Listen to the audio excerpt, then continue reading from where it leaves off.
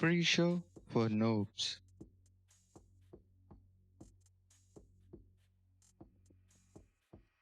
రీషోలో scrolls ఎట్లా తయారు చేయాలి?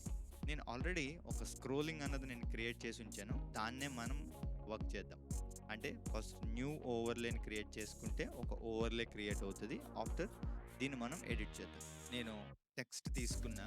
ఒక టెక్స్ట్ బాక్స్ నేను తీసుకుని ఈ టెక్స్ట్ బాక్స్కి నేను ఏం చేశానంటే కావాలంటే మీరు ఇక్కడ చెక్ చేయొచ్చు. ఇదిగో నేను ఒక టెక్స్ట్ బాక్స్ తీసుకున్నా.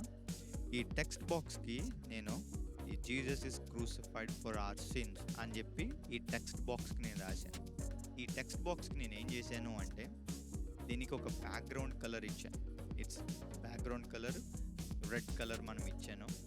ఇచ్చిన తర్వాత ఇప్పుడు స్క్రోలింగ్ ఎఫెక్ట్ ఎట్లా రావాలి అన్నట్లయితే మీరు టెక్స్ట్ బాక్స్ సెలెక్ట్ చేసిన తర్వాత ఇక్కడ స్పెషల్ అనే ఆప్షన్ మీకు కనబడుతుంది కదా. ఈ స్పెషల్ అనే ఆప్షన్ క్లిక్ చేసిన తర్వాత ఇక్కడ స్క్రోలింగ్లో ఇక్కడ నెంబర్ ఆఫ్ స్క్రోలింగ్స్ ఉన్నాయన్నమాట. మనకి రైట్ టు లెఫ్ట్ కావాలి. ఇక్కడ ఇంపార్టెంట్ టాస్క్ అనమాట. ఇప్పుడు ఏంటి ఈ స్క్రోలింగ్ డ్యూరేషన్ మనం ఎంత ఫాస్ట్గా పెట్టాలి, ఎంత స్లోగా రావాలి.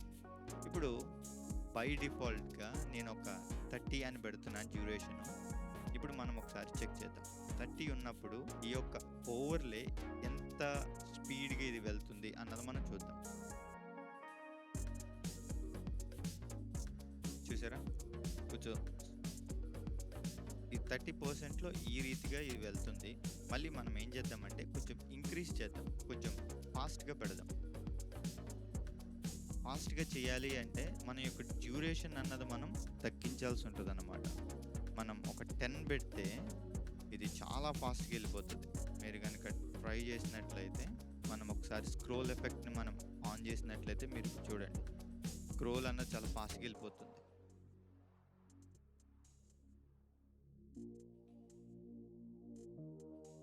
మనకి స్లో కావాలి అంటే మళ్ళీ మనం ఏం చేయాలి, మళ్ళీ ఎడిట్ అనే ఆప్షన్కి మనం వెళ్ళి దీన్ని మనం ఇంక్రీజ్ చేసినట్లయితే ఈ స్క్రోలింగ్ డ్యూరేషన్ అన్నది మనం ఇంక్రీజ్ చేస్తే ఆల్మోస్ట్ ఒక నేను 50% పెడుతున్నా. ఇప్పుడు చెక్ చేద్దాం. చూసారా ఎంత స్లోగా మూవ్ అవుతుందో.